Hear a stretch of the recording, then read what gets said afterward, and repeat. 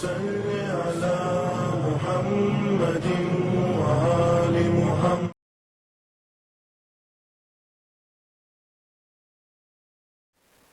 اعوذ باللہ السمیع العلیم من الشیطان اللعین الرجیم. بسم اللہ الرحمن الرحیم. الحمد للہ رب العالمین وبہ نستعین وہو خیر ناصر ومعین وصلی اللہ علی محمد وآلہ الاطیبین الاطہرین الاکرمین. اللہم صلی علی محمد وآل محمد وعجل فرجہم. اما بعد فقد قال مولانا امیر المؤمنین علی بن ابی طالب علیہم السلام. بسم اللہ الرحمن الرحیم. رجب شہری و شعبان شہر رسول اللہ و رمضان شہر اللہ. ناظرین گرامی، السلام علیکم ورحمۃ اللہ وبرکاتہ. ہم آپ حضرات کی خدمت میں حاضر ہیں اپنی گفتگو کو لے کر، جو ماہ مبارک شعبان سے متعلق تھی. آج اس گفتگو کا اختتام اور خاتمہ صرف ایک روایت پڑھ کے اور پھر ہم وارد ہوں گے ماہ مبارک رمضان کی گفتگو میں. ابھی جو ایام ہیں یہ تقریباً ماہ شعبان کے 2 عشرے تمام ہو چکے ہیں، اور پھر یہ ایک عشرہ ابھی جاری ہے جس میں ہم اور آپ سانسیں لے رہے ہیں اور ان ایام کو گزار رہے ہیں. سوال یہ ہے ناظرین گرامی کہ ہم ان ایام کو گزار تو رہے ہیں، لیکن ہمیں آخر شعبان کے ایام کو اور دنوں کو کیسے گزارنا چاہیے؟ اسی سوال کا جواب دینے کے لیے ایک روایت کا سہارا لیتے ہیں جو 8ویں امام علی رضا علیہ السلام سے وارد ہوئی ہے کہ 8ویں امام نے اپنے صحابی جناب ابا سلط ہراوی سے اس روایت کو بیان کیا اور فرمایا، ابا سلط تمہیں چاہیے کہ اس روایت میں تقریباً 10 نصیحتیں یا 10 وصیتیں، 10 توصیے امام نے ابا سلط کو کیے، اور فرمایا ابا سلط تمہیں چاہیے کہ آخر شعبان میں ان تمام چیزوں کو اپنا وظیفہ، اپنی ذمہ داری سمجھو اور ان تمام باتوں پر عمل کرنے کی کوشش کرو. ابا سلط نے سوال کیا، مولا فرمائیے، میں کوشش کروں گا کہ ان تمام باتوں پر عمل پیرا ہو سکوں.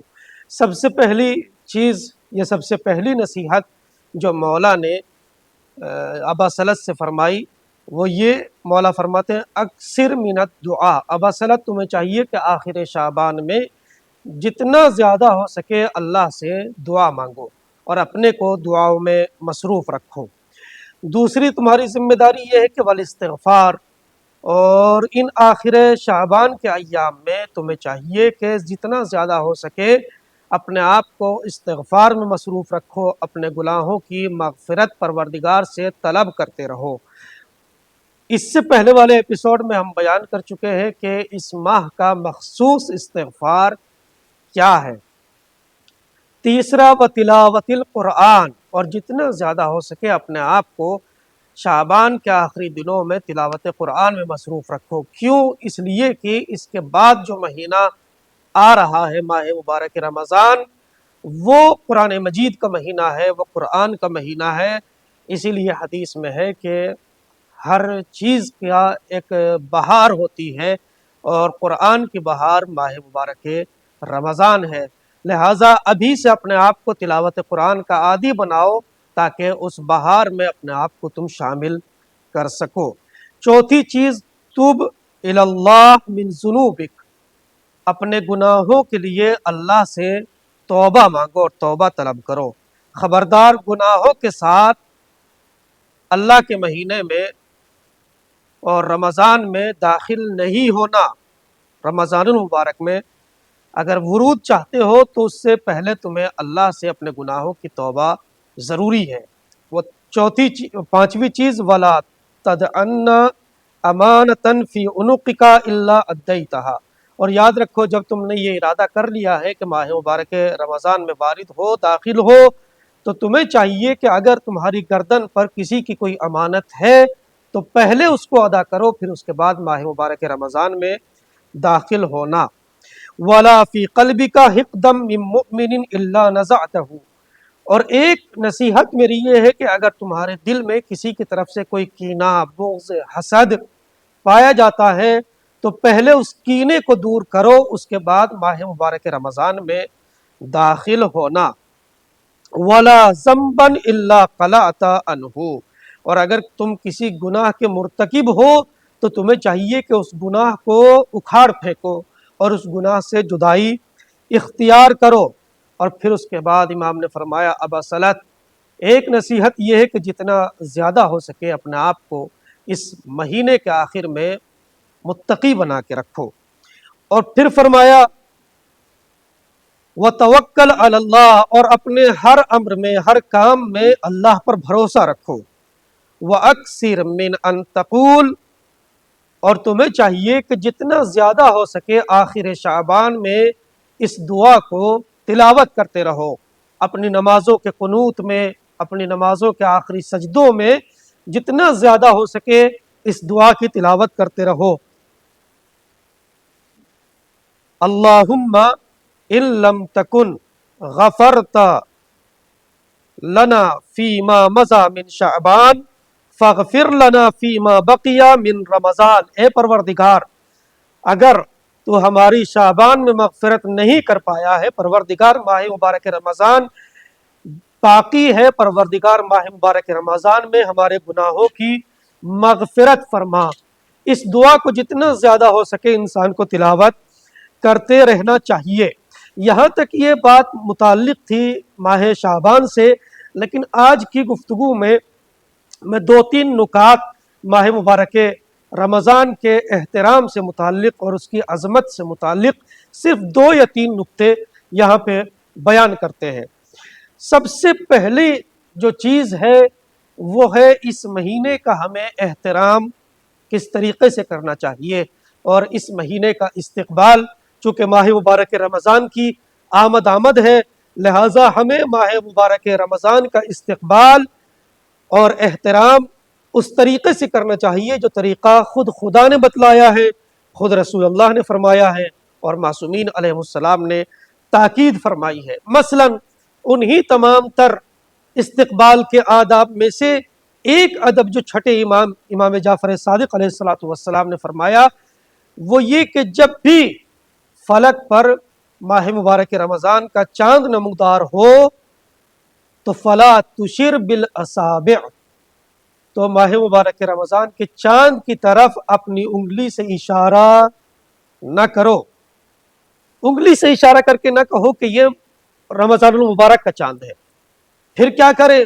مولا نے فرمایا کہ اپنے آپ کو قبلہ رخ کھڑے کرو، اور کھڑا کرنے کے بعد اپنے ہاتھوں کو آسمان کی جانب بلند کرو، اور بلند کرنے کے بعد کہو ربی و ربکا رب العالمین، اے چاند تیرا رب اور میرا رب وہی ہے جو اس تمام عالمین کا رب ہے، جو اس پوری کائنات کا رب ہے۔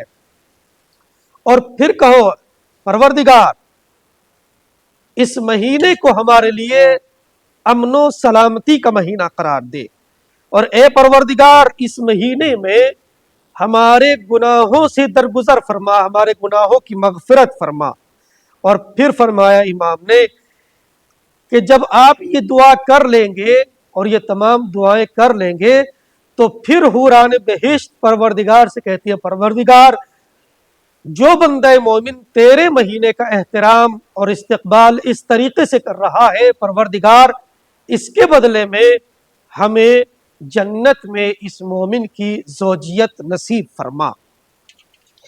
دوسرا نقطہ جو اس ماہ مبارک رمضان سے متعلق ہے وہ یہ کہ اس مہینے کے نام کا بھی آپ کو اور ہم کو احترام کرنا ہے۔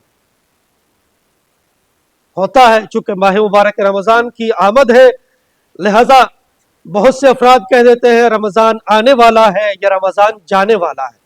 عزیزو، نہ رمضان آتا ہے اور نہ رمضان جاتا ہے۔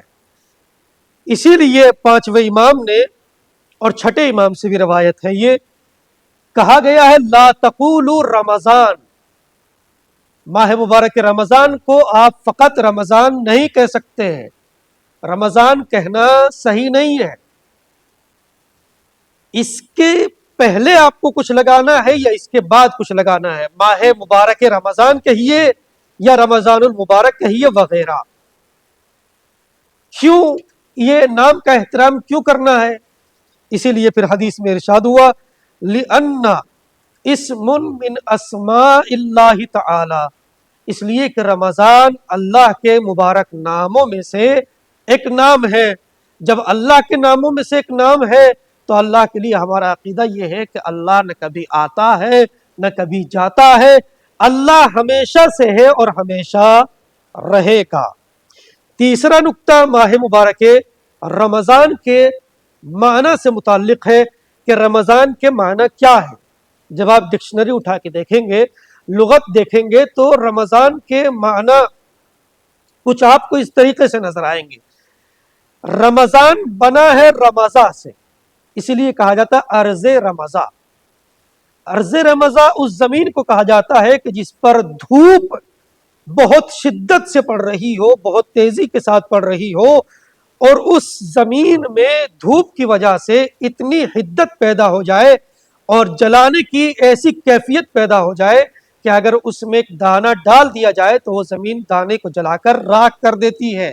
اسی لیے ماہ مبارک رمضان کو بھی رمضان اس لیے کہا جاتا ہے کہ اگر انسان معرفت کے ساتھ اور خلوص کے ساتھ اس مہینے کو درک کر لیتا ہے اور اس مہینے میں اچھے اعمال انجام دیتا ہے تو پھر یہ مہینہ انسان کے گناہوں کو جلا کر ایسے راکھ کر دیتی ہے کہ جیسے زمین ایک دانے کو جلا کر راکھ کر دیتی ہے. یہی وجہ ہے رسول اسلام نے دوسرے مقام پر فرمایا انما سمی رمضان لأنہ یرمز الذنوب، رمضان کو رمضان اس لیے نام دیا گیا چونکہ یہ گناہوں کو مٹا دیتا ہے اور گناہوں کو جلا دیتا ہے. پروردگار ہمیں اپنے مہینے میں اپنی عبادت، اطاعت اور فرما برداری کی توفیق عنایت فرما. پروردگار ہمیں اس مہینے میں خلوص نیت کے ساتھ، خلوص دل کے ساتھ اپنی تمام تر عبادات کی توفیق عنایت فرما. وآخر دعوانا ان الحمد للہ رب العالمین وصلی اللہ علی محمد وآلہ الاطیبین الاطہرین.